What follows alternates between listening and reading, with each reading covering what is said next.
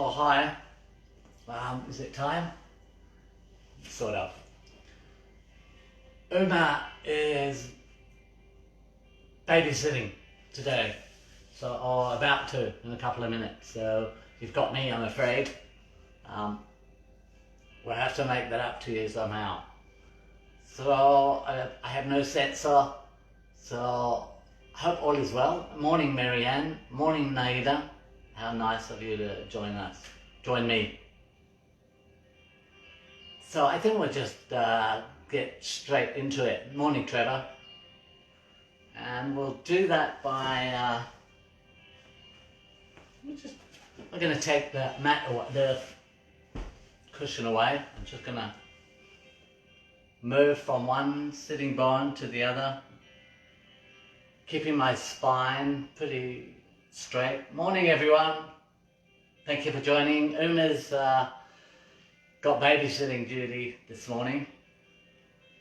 It's been really intense in terms of work for us because we lost our manufacturer. With COVID, they closed down. So we started off making all the Amazing Oils products ourselves, and then we went into manufacturers, and then we went into pharmaceutical manufacturers, and so all the TGA listed products have to be made in pharmaceutical. And now we're trying to do it all ourselves, although we're still getting the pharmaceuticals made. And it's just such delays we're having to go through. And so we're literally a family company now. The whole family's in there trying to keep up with the demand, particularly for the sleep lotion, because as you know, we're just running out all the time. And we're making it as fast as we can, but some people are buying 10 at a time. So I don't really understand how you need 10, but maybe you've got a big family. So we're having to sort of double up on our duty at the moment. So enough about that. Let's go into what I want to do today. And that is, so my right foot is in front. It might look like my left foot to you, but I'm just going to say what it is for me. I'm going to hold onto my right foot with my right hand and lean back with the other hand. And I'm going to explore straightening and bending. And I'm not trying to get the legs straight. I'm just feeling what that's like. And I'm just feeling, where should I have my other hand? Where supports me best? I'm really flexible. I can go a lot further, but I don't want you to do that just now. I want you to explore what it's like straightening, then putting the foot back down and leaning over the foot slightly. So there's this whole leaning back, semi-straightening, and coming forward. So opening up through the pelvis, through the hips. And we're just doing a little bit, and you might only be able to do this much, and that's fine. And this is working, of course, on the whole body, but particularly we're going into the hips right now. We're simply feeling what that's like. Explore. So I'm rolling onto the other buttock, feeling what that's like. Going off to the side, coming up straight in the middle, and then I'm going to swap sides. And look, you might not be able to hold on to the underneath of the foot. You might be holding on to the shin and doing something like this. Other hand supports you behind. You might be holding onto your big toe. So whatever you're holding on to. So you're doing it either by straightening from the knee, or you could sort of push the heel forward and back and feel what that's like for you. So pushing. And we're not trying to get anywhere, not trying to straighten the leg. We're just sort of, we're going to get there a bit later, but not just yet. Ideally, hold it. How are you this morning? That's a good question. I mean, I know I'm supposed to say, yeah, good, how are you? But I never ever manage to do that. I always sort of have to think, well, what do you mean? And really, I'm alive, so that's really, really good. I'm not starving, so that's really, really good. I've got clean air. I've got a great body. What I mean by that is I've got a lot of flexibility and a lot of somatic awareness of my body. So, pretty damn good, quite honestly. Thank you for asking. I used to get stuck indoors when I'd go into work and people would, at reception would say to me, how are you? And I'd have to think about it for such a long time. So we've done that, is that right? And you know something else? Let's do that same foot again. And maybe you're holding the heel, maybe you're holding the top. But you notice how the knee's always going to the outside of the elbow. Oh, here's the baby. What about inside? Is that a possibility for you? Hello?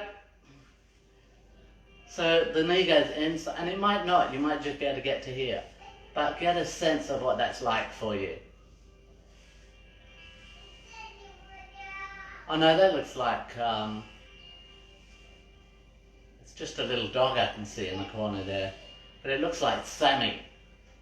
And Sammy would ask how I am. I'm pretty good, Sammy. And thank you for joining today. So I'm taking the knee inside, if I can, and outside. And just explore it. And because I did that on that side, we'll do the same thing on the other side. Try, and the knee might only go in this far. And don't push it. And remember, you could lean back. You could take it further than that. Maybe. Okay, I think that'll do for now. Would you rest on your backs, please? Get comfortable. I'm just going to make a sound, which is a special sound between me and my grandson, so don't get concerned. Good. Ah, ba. Okay, I'm good. So I'm using a pillow behind my head. Hey Fiona.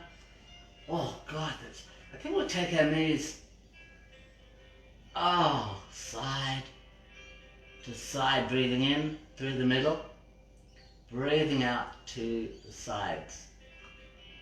And I'm just going to hold on that side because that aches a bit.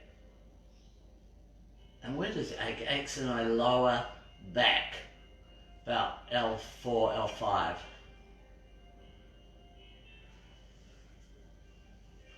And then this side, there's sort of nothing at all. And what are you doing with your head as you take your knees from side to side? You could take the head the same way as your knees. Breathing in to the center, breathing out to the side. Or you could take your knees the opposite way to the head and still breathe in through the middle and out to the side. Okay, we've loosened that up a bit, right? While we're here, we'll make sure the neck is safe. Both hands interlaced behind the back of the head.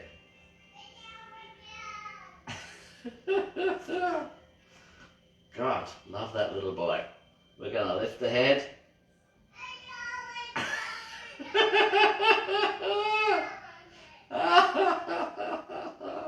Lift the head and put it down again. He wants to come in, I'm sure. Okay, then leave the head there somewhere. And I'm going to use left hand on left leg again here. I'm holding onto the big toe, but you go wherever you can go. I'm going to explore again, straightening and bending. That's all. Again, we're not trying to get to completely straight. But I am feeling what it's like to take the knee inside. Oh, thank you. And outside. So that, and this is particularly amazing if you have any knee problems. We're going to have a surprise guest appearance. Hey, Oh, bye-bye. There's some lights over there. Fascinated with the mirror, right?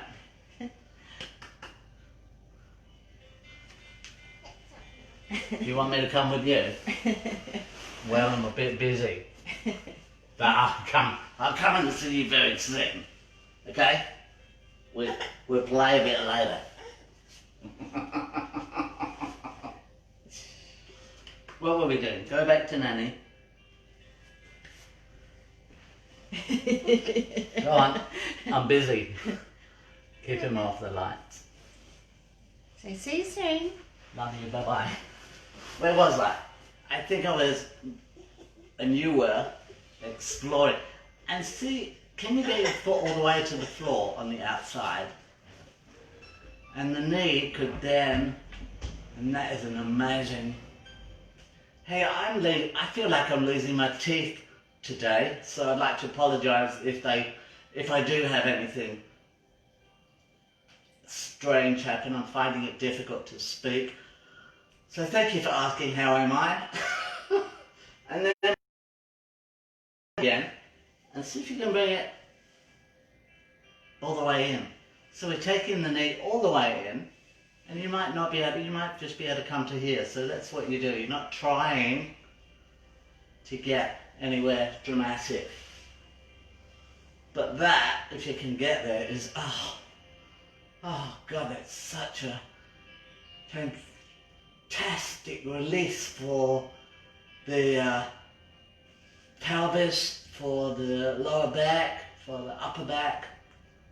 Okay, let's leave that, and we're going to do something similar on the other side, holding on to the bottom of the foot or the heel or wherever you can reach, and just exploring, straightening and bending, and it's taking it down to the floor, taking it across the front so the knee comes onto the floor. Can't quite see, I'll move that one. And then the knee coming inside. Yeah, I feel really lucky to have, I feel really lucky that my daughter has to work so hard that I have to look after the child. It's great good fortune. We have a lot in common. Oh God, that's nice, isn't it? Holding on, putting the foot down to the side, up, over, across to the other side, and then trying that foot down and dropping the knee long ways if you can. And you might want to bounce that knee a few times there.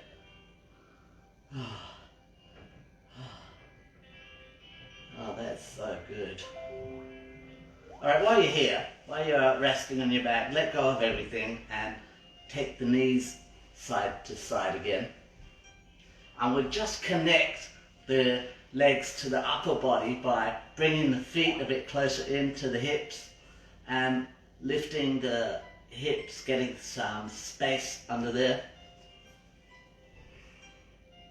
And probably a good idea to take the cushion away if you're going to lift the hips, because you want to keep the chin tucked in. Do not lift the head and the hips at the same time. That's never a good idea. So just up and down. You don't have to hold. It's good to bring the feet all the way off the floor, then put them close to the buttocks again. And explore lifting up through the hips here. Chin tucked in. You could even go between tucking into worm, head long. Oh, yes. If you're really flexible, or if you've been doing yoga for absolutely years and years, you could interlace your hands behind your back when you lift your hips up off the mat, and then wiggle yourself up onto your shoulders here. Okay. And I don't know if you can move your hips left and right in that position. Breath. And keeping breathing is obviously the most important thing. So next time you're feet are back down in semi-supine, I want you to roll a little bit onto your side. And I'm going to get my pillow back, but you could use the cat, whatever you need to do to support your head, and to rest with your knees up at right angles, and adjust so you can get comfortable here. And have your hand, whichever one's on top, find your trochanter, and that's that big, oh there it is, big bone that sticks out here. You feel that? What's it like to move the trochanter towards the shoulder on that side? It's not easy.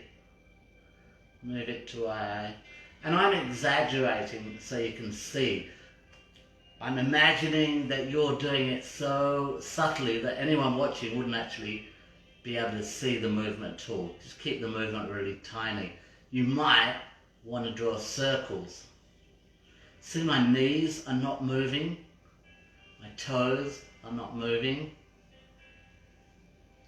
Then feel underneath. See if you can feel your own sitting bone. Yeah? Can you get hold of the sitting bone?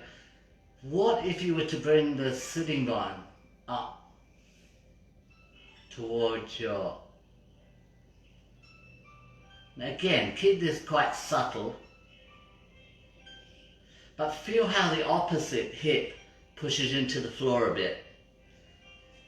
And the ribs shorten on this side, which means they lengthen a bit on this side. So as you press down here and pull up here, you're going to feel your rib cage press down into the floor a bit here. And if you were to encourage that press of the rib cage, you should be able to lift your head, but very gently, and maybe so subtly that it doesn't actually look like there's a gap between the pillow and your head. It's more, so we're pushing down, pressing the rib cage into the ground, and finding that the head lifts all by itself. The head gets longer, the neck gets longer. Neck issues come from using the neck as if it's not connected to everything else.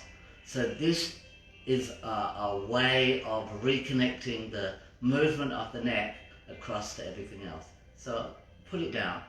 And should we do it quickly? Something, or while we've got all that happening, why not slide the leg on top long, slightly backwards, support yourself with your hand. I'm going to lift the head, lift the leg. Now, if you're finding your leg is doing this, then it means you've rolled forwards or backwards on your hips. So roll forwards a little bit and take the leg back more, and you'll find you can't go very high. And that's where you want to get that, and you feel that sense of pressure through the side of the hips onto the floor. And then hold onto your own forehead, and as the head lifts, the leg lifts at the same time. Exhale up, now down. And you can feel all those connections we made earlier, they happen by themselves now. But your awareness is moving more clearly through the central nervous system so that you don't injure yourself. So can we swap around? And you could just lie on the other side. I'm going to swap all the way around. Oh. I could just lay here for a while, actually. Knees approximately right angles, please. And we're exploring this movement of single hip. Yeah. Breathing. And exploring up and down, exploring the possibilities of circling here, and how you have to draw a circle with the opposite side of the hip on the floor, and how that presses down into the ribs. So we're going to lift the hips, we're going to press the ribs, and find that that lifts the head, lengthening the neck. And you might want to hold just for a few seconds, providing there's no stress. So we really incorporate mindfulness of how the central nervous system lifts the head. It's from the knees into the hips, into the rib cage. So when you can even do this in bed. If you wake up in the morning with a crooked neck, this is how to deal with it. You get the hips happening, and then the ribs, and then just lifting the head. And it might not even appear to lift off the pillow, but that'll prevent neck issues from happening. Oh, I might just, no. So when you're ready, the leg on top goes long and slightly behind. Hand over the top, we're going to lift the head and the leg at the same time. Finding your breath in there.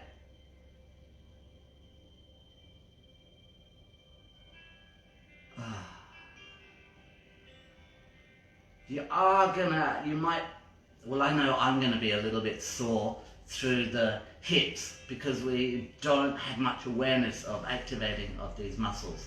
So you are gonna need some spray on magnesium later on. Or if you put it on straight after, you won't get any problems later. So come back to sitting, please.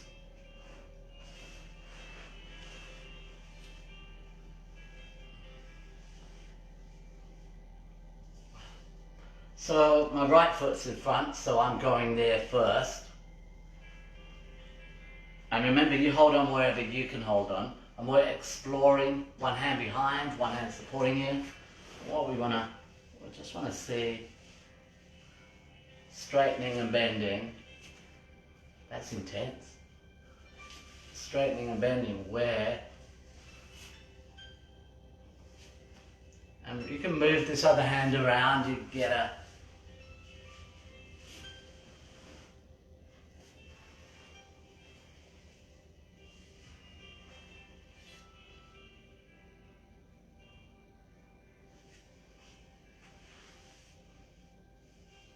again, you don't have to have the legs straight. This is another sort of class in the genre of how to sit cross-legged as well. So those of you can ask me for that. It's happening now. Hope you weren't waiting for some other class. Exploring, taking the leg behind, stretching all the way up through the sides of the body, back over.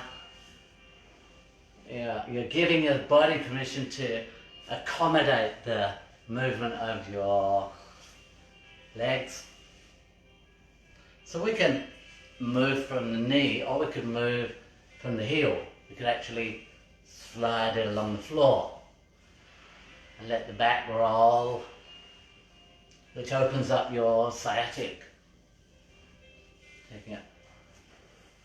And this, by the way, is a sort of part of what Feldenkrais used to fix his knee problems that he had, so he didn't have to have the knee operation. So this is well worth working. It's worth doing dare I say, 2 or 3 times this week. This will, if you went through this class 2 or 3 times, it would make such a dramatic difference to how your back supports you, how your spine, how your hips move. I'm swapping sides. I'm catching hold of the other foot this time. I'm exploring where my hands go behind, and it's seeing where I can take my foot, how I can semi-straighten, pressing out, coming back, and then if I can take my knee in and out. So taking my arm inside the knee and then outside the knee.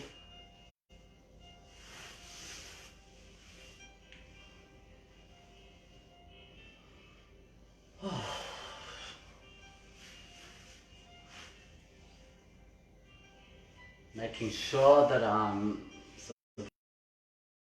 breathing, making sure that I'm not going anywhere that feels too uncomfortable for me.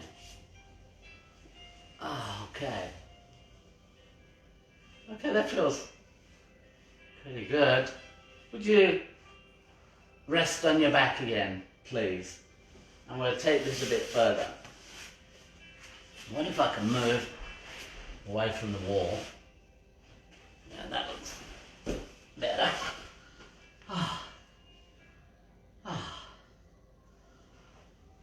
So how about both hands on both feet, holding on wherever you can reach, yeah? Wherever works for you. And we could explore one at a time, bending and straightening.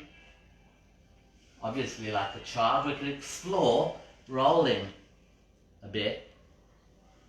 And again, I'm not trying to straighten my leg particularly, I'm just exploring what works. And if I come from the inside, I could take the arm outside the leg.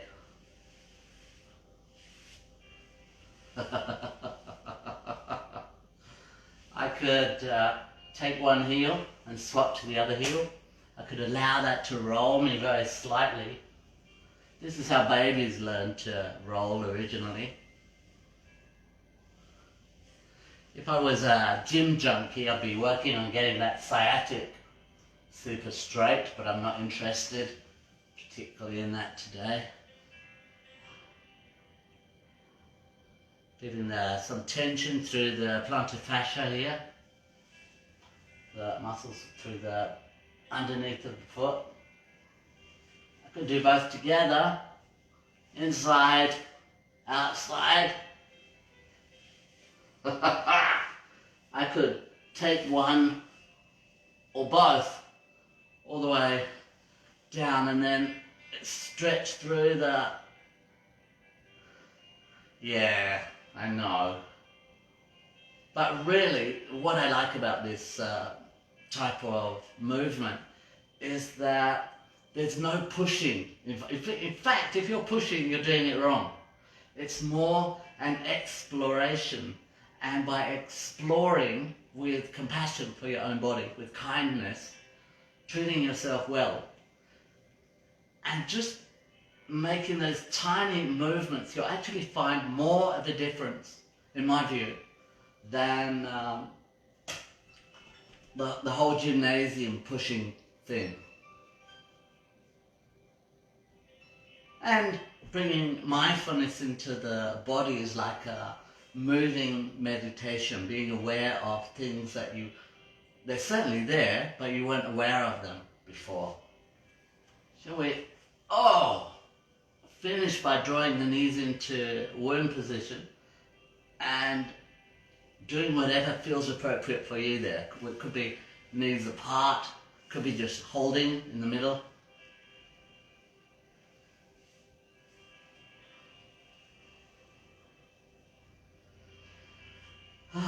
So we've done, believe it or not, we've done amazing things for your hips and knees and lower back today. So let's not forget, I've got my fingers crossed on my chest and I'm going to slide one hand over I'll do it that way, one hand onto the shoulder on that side.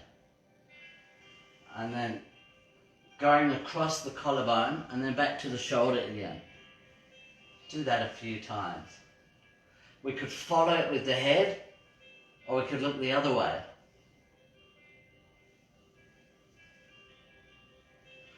Then that hand is going to reach out across the floor, just very slightly, just enough to get a sense of the beginning of a roll through the body, and all the way back again.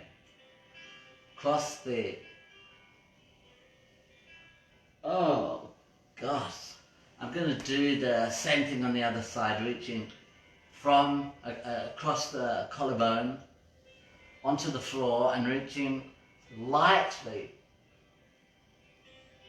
across the floor. Not that you could let your knees go with the movement, that would certainly roll you over. You could try not letting your knees move. That would create a stronger juxtaposition between the thoracic and mid-spine.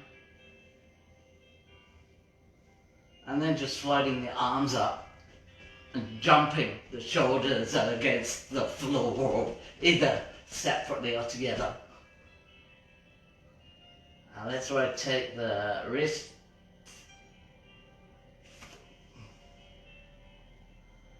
Bringing the arms out wide to either side and having the knees hovering over the chest.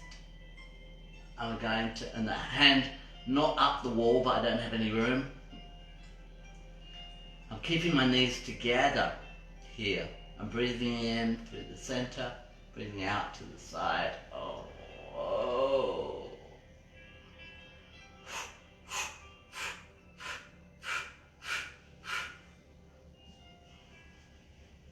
Okay, that's great. That's in your own time. Come back to sitting. And how we do it? We've done about half an hour. Come back to here again, and you holding onto the foot.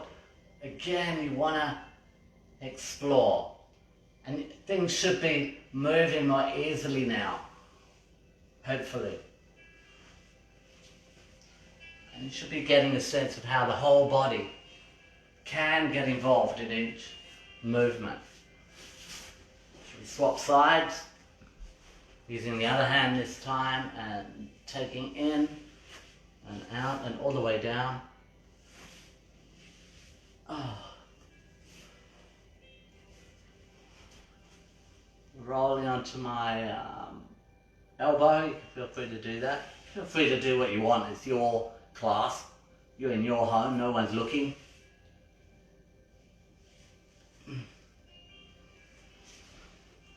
Oi, so good. Then sitting in any cross-legged position. And what we'll do, we'll keep the back relatively straight and start to walk out with the fingers in front of you. And at a certain point you're going to find that you stop breathing. So that means come back a bit, and reincorporate your breath, and then find out where that edge is where you can hold and still breathe. And it's going to be different for everyone. And if it's really easy, like it is for me, I'm going to swap my legs, because then I know it's not going to be so easy, because I'm a bit one-sided. Oh, that's not so easy. So again, you're looking for somewhere you can move but still breathe.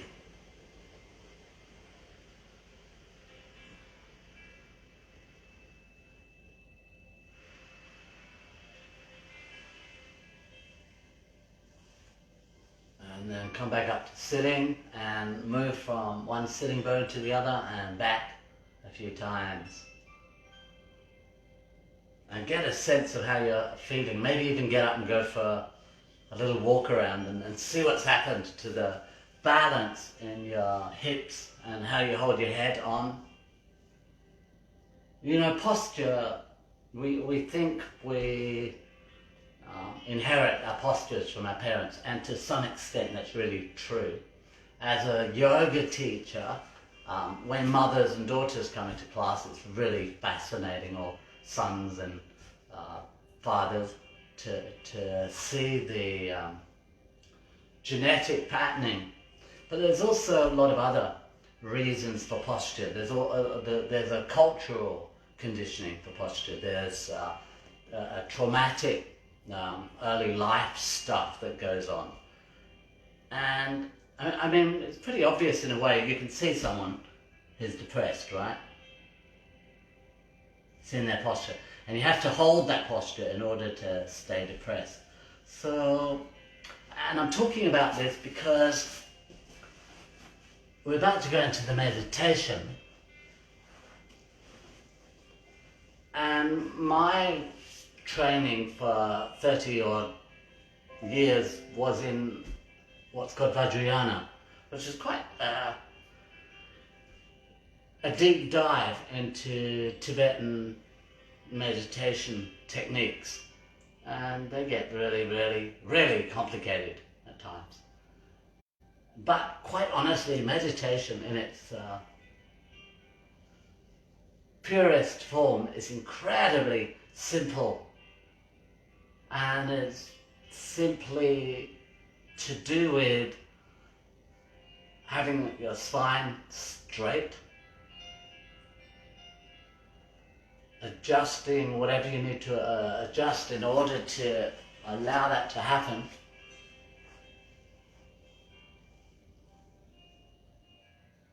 And then noticing that you're breathing,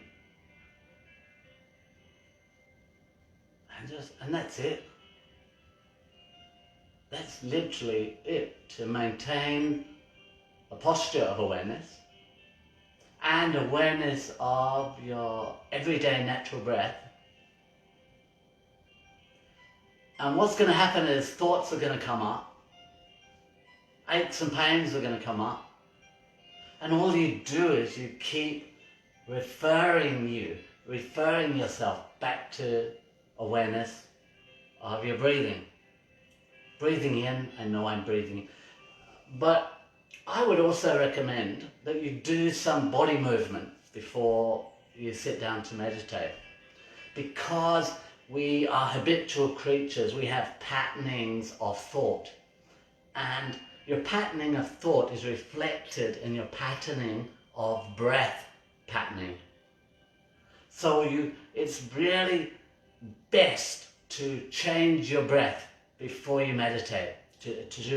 Or you could do some breath or pranayama, breath exercises, such as breathing in for 4, holding your breath for 4, breathing out for 4, holding your breath out for 4. So it's called box breathing. So stay with it. In for 4, hold for 4, out for 4, hold out for 4.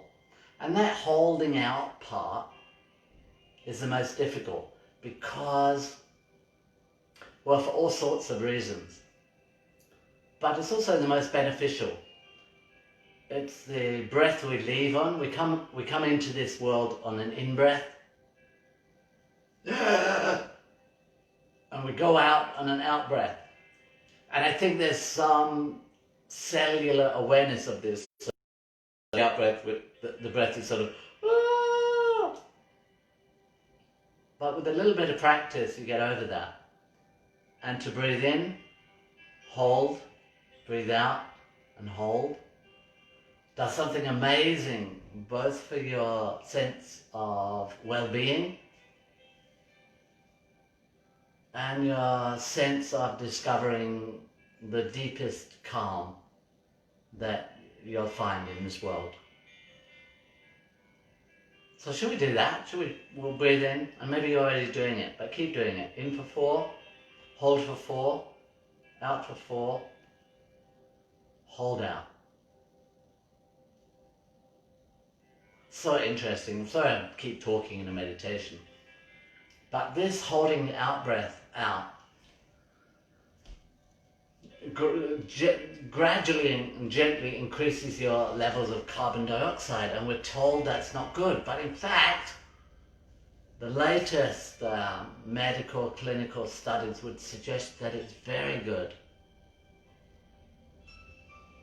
There's a book called Breath, The New Science of a Lost Art, and it's got some by David Ascott, is it? And it's well worth a read to discover the effects of holding the breath out. And this is also, those of you who have any friends who are asthmatic, look up Buteyko breathing. It's a very similar thing. I'm going to shut up now, and we're just going to breathe. We're just going to be aware of our everyday breath.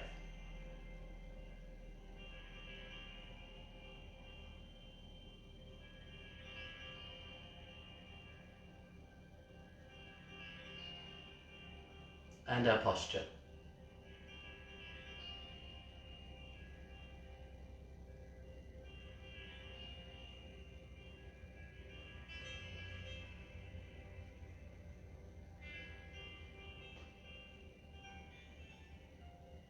This is it.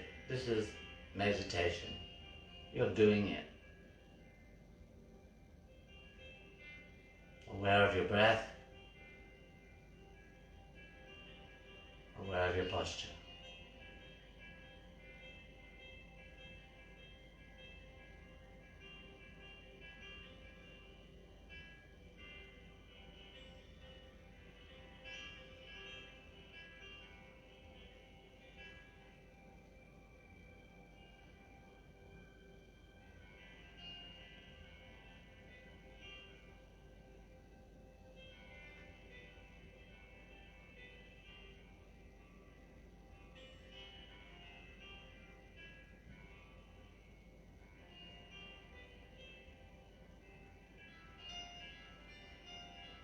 Okay, let's finish this quickie by bringing to mind a loved one. Bringing your hands into Anjali Mudra in prayer position.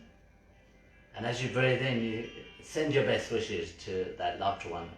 As you breathe in, you think, may you find happiness and the causes of happiness. And as you breathe out, you think, may you be free from all sickness, all suffering, all anxiety. May you be well and happy. May you be free from suffering. May you find peace in the causes of peace. May you come into your center by not taking sides in these left, right, up, down arguments going on in the planet. How to stay centered. May you all be well and happy. May you be free from suffering.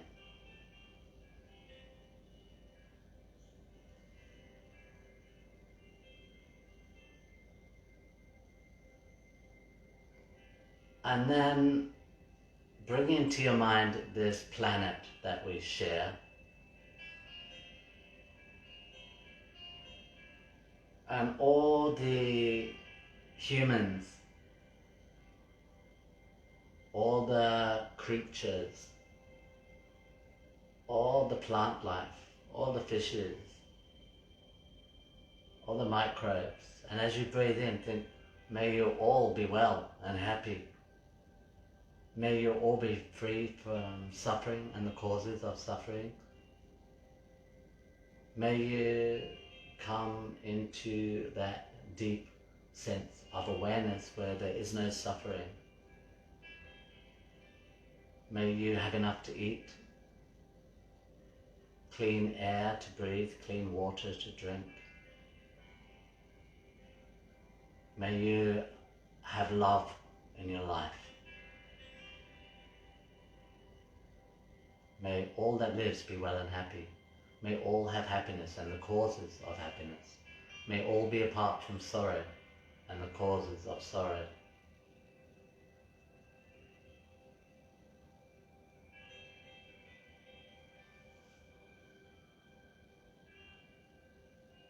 So thank you for joining us here today. And so it was a bit distracted, but you're going to get that when Uma's not here. May you all be well and happy. Thank you for making this time to stabilize your mind, to work with your body. Thank you for this opportunity to share what Uma and I have learned over the years. Thank you, and see you next time, next Wednesday.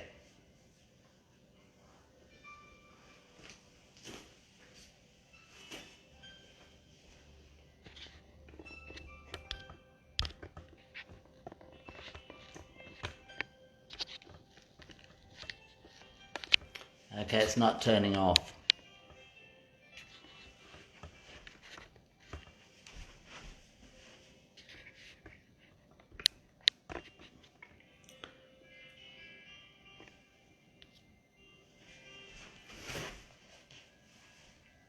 Oh, okay.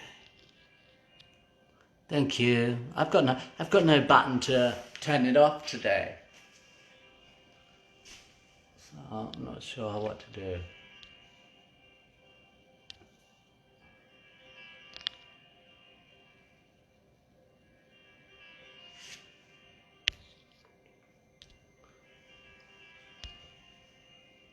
Okay, it was Sammy. You were over the top of my button.